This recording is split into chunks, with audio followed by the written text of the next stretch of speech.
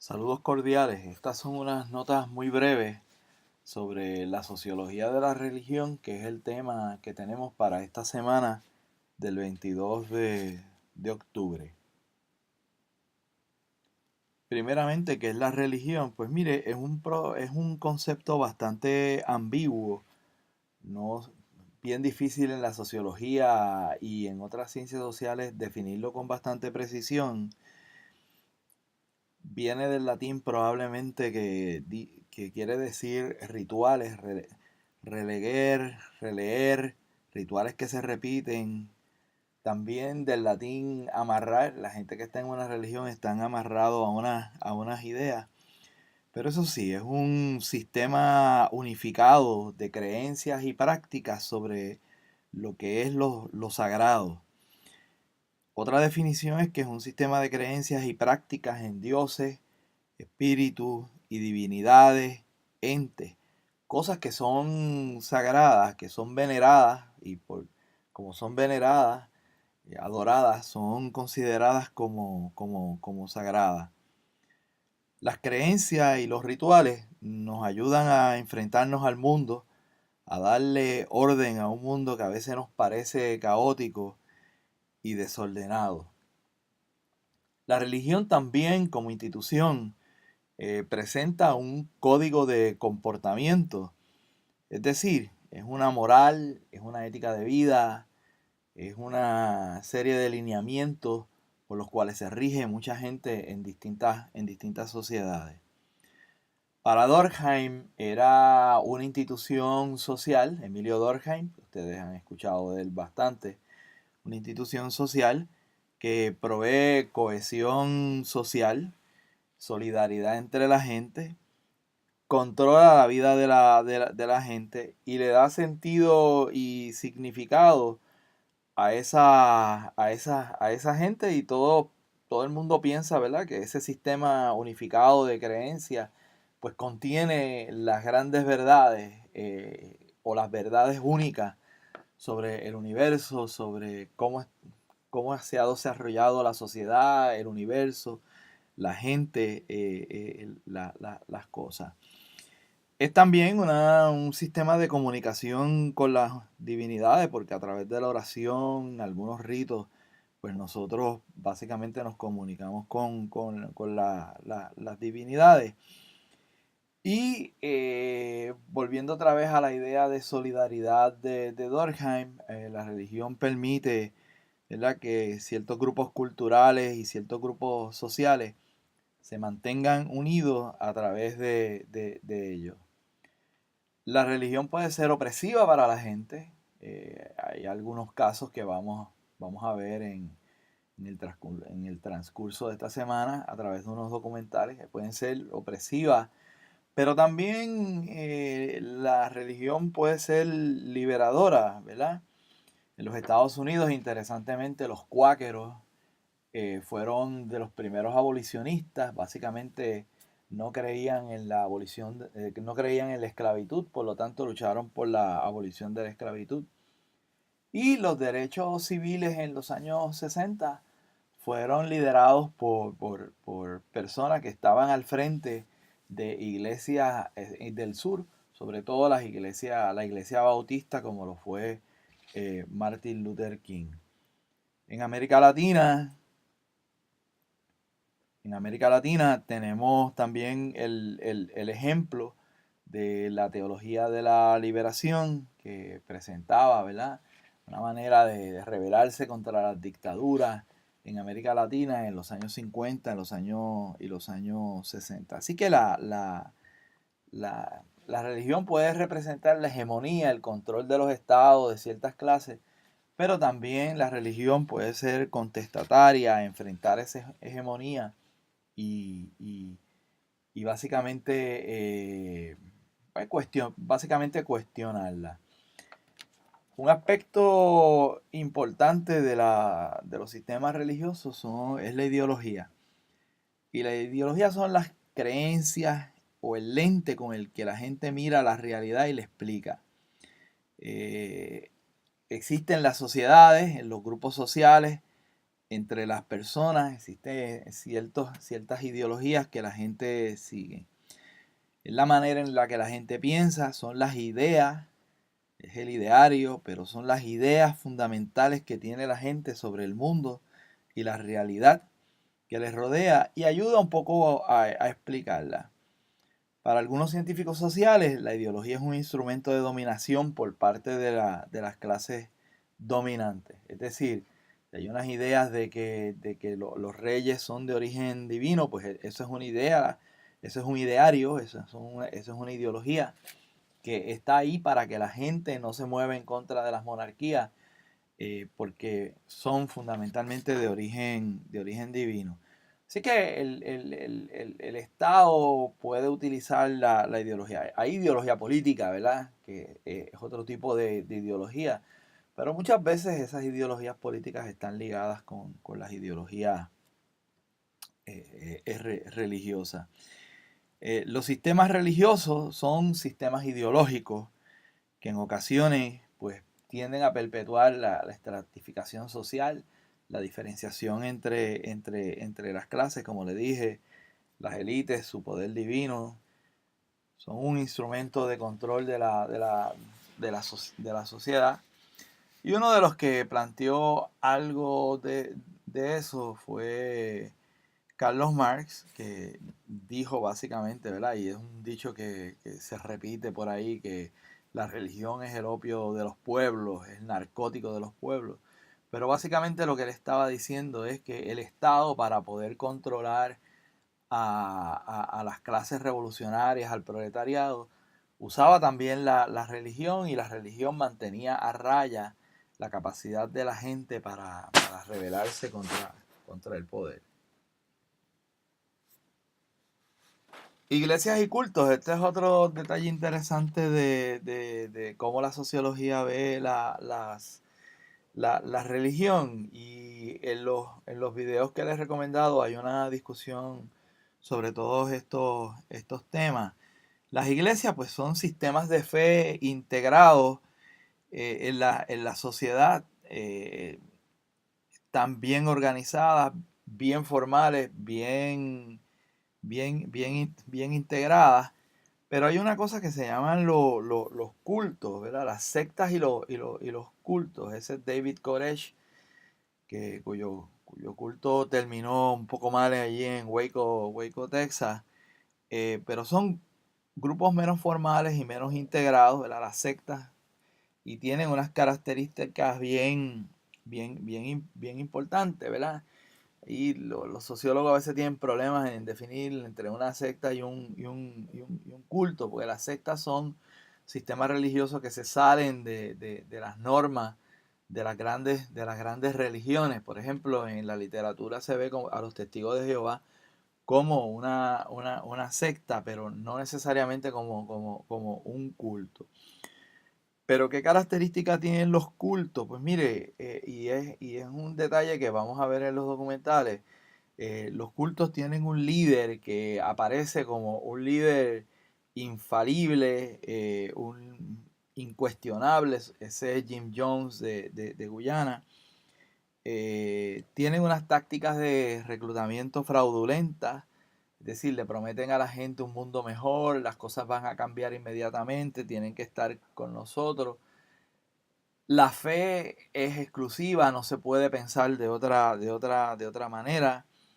A la gente se le mete miedo, intimidación y se les aísla, pues no pueden contactar a nadie más, tienen que permanecer ahí, e inclusive tienen que romper con la familia para poder pertenecer y mantenerse ahí.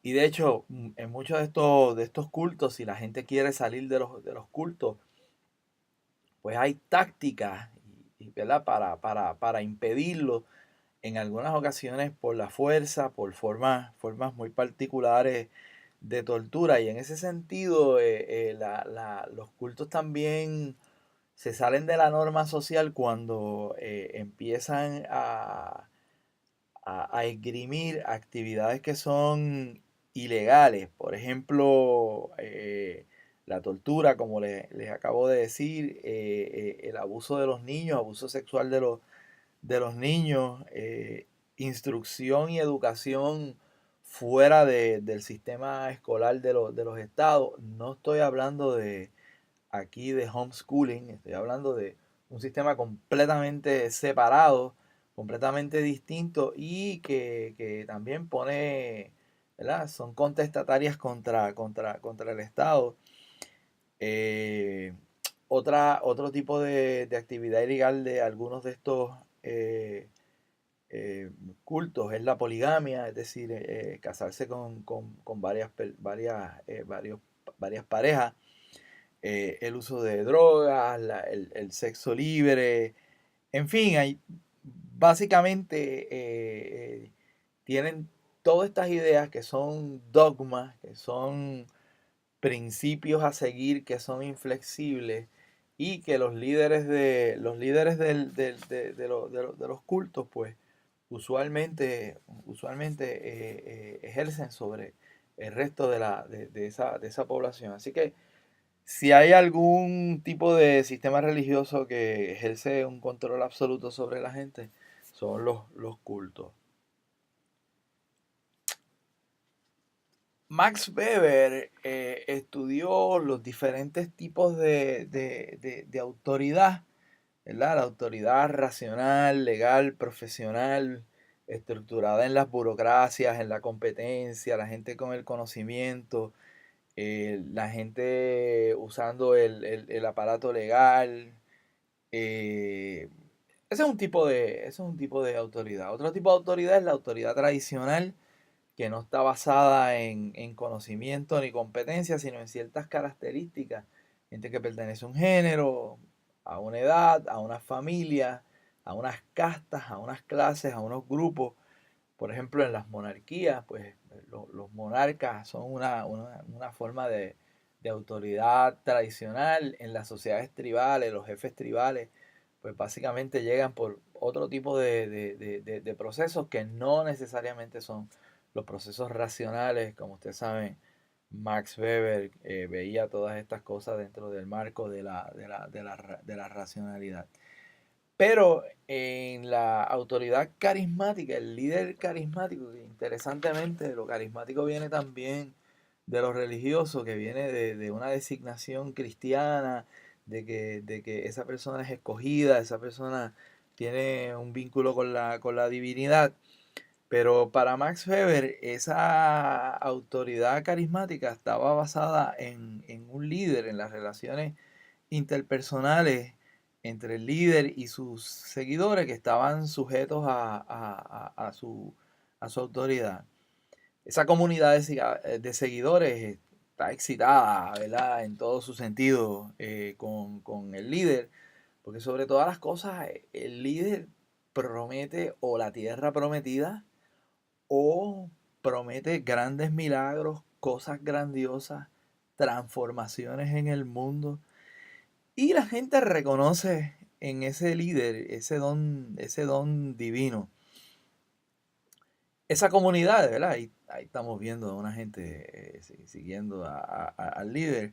Esa comunidad de gente tiene unos profundos lazos emocionales entre ellos mismos, ¿verdad? Que básicamente se refuerzan. Recuerden, Emilio Durkheim plantea que las religiones son sistemas de cohesión y de solidaridad social.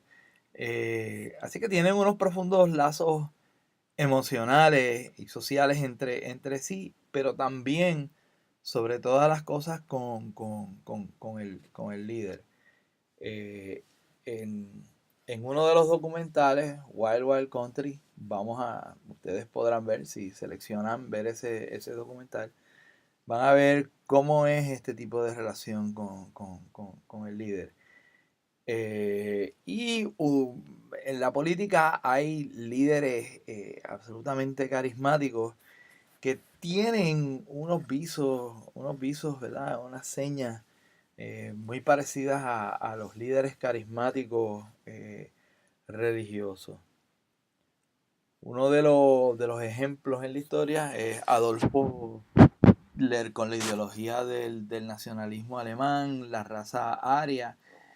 el exterminio de los judíos, ¿verdad? Como un pueblo maldito, la promesa de un mundo ario, alemán, germánico, superior a todos los demás, dominando todo el mundo, empezando con Europa, eh, la eliminación de las personas con discapacitadas, la eliminación de los gitanos, la eliminación de los homosexuales, en fin, ¿verdad? Y la gente básicamente con un lazo emocional que en el caso de Hitler surgía a través de una forma de discurso y de comunicación y de propaganda ideológica que hacía que los alemanes creyesen en él. Y lamentablemente, ¿verdad? Uno podría ver otros filmes y otros documentales de cómo esa ideología todavía está presente, no solamente en toda Europa con los skinheads y los movimientos de derecha supremacistas, sino muy cerca de nosotros, en los Estados Unidos. Finalmente, tenemos el milenarismo. No voy a hablar mucho de eso, pero es una doctrina que cree que antes del juicio final vendrá un reino de paz que durará 1000 años, y es a través de un Mesías que va a dirigir los pasos a la gente. ¿Qué pasa? Que en muchas sociedades se da el proceso de que hay líderes carismáticos que organizan a grandes cantidades de seguidores bajo la idea de que ellos son representantes de Cristo sobre la tierra o de la segunda venida de Cristo, o que de alguna manera representan, eh, bueno, pues un futuro mejor, y ese futuro mejor requiere enfrentarse al Estado en de distintas maneras. Así que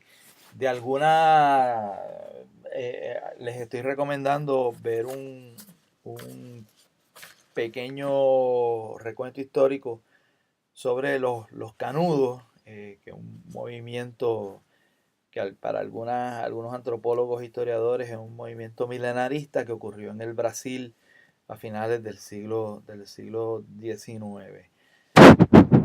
Con esto básicamente les estoy dando una visión panorámica, les estoy compartiendo unas notas, y también asignándoles ir a ver unos documentales sobre la sociología de la religión, por Nicole Sweeney, y también un pequeño documental sobre los cultos, para que tengan una visión bien general, pero bastante precisa de la sociología de la religión.